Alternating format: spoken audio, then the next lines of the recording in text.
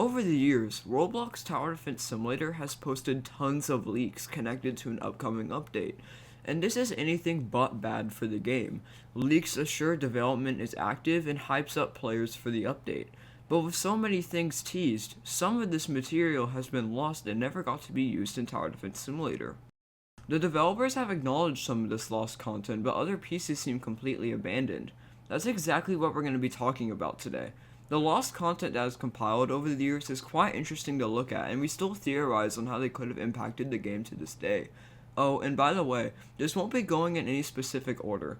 Anyways, now that we got that out of the way, we can move on to the first leak. I don't really know what to call it.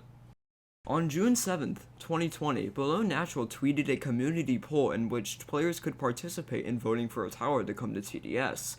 Out of the 4 options, the Hacker Tower won by a landslide, coming in at 60% of the votes.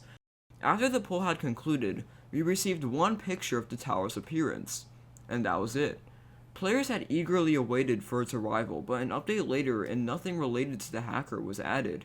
As radio silence came from the developers, players lost interest in the hacker's addition, and eventually it had been forgotten. We don't know much about the hacker other than its appearance and the fact that it's a hardcore tower after this picture was posted by the developers featuring it and some other hardcore towers. Speaking of hardcore towers, there are actually 3 other towers that were leaked by the developers, those being Operator, Juggernaut, and Kingpin. These 3 towers are described as Evolve Towers by the developers. The developers also stated that these aren't connected to golden skins, and if they were added, they would coexist. The tower evolutions are simply better versions of other towers, hence the name. The towers in question are Scout, Crookboss, and Minigunner. We don't know what these towers can do, however we do know they are hardcore towers due to them being leaked as gym exclusive. Moving out of towers, we can now look into other gameplay aspects, like maps.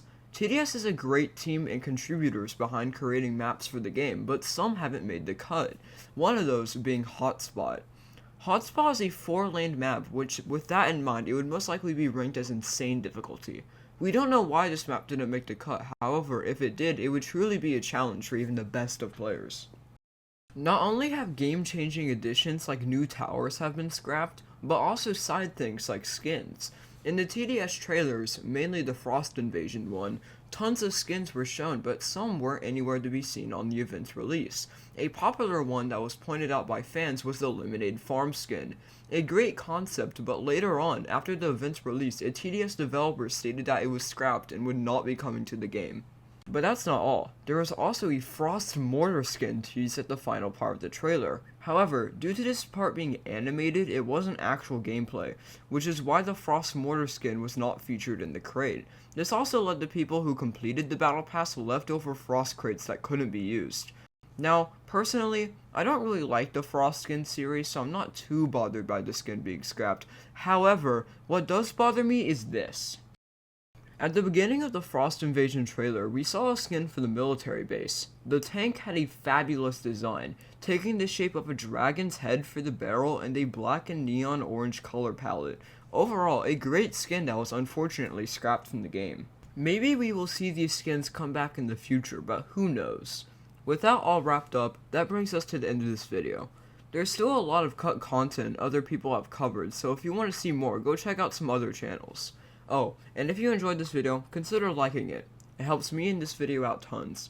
And if you want to see more from me, consider subscribing. Have a great day, and I hope to see you again later.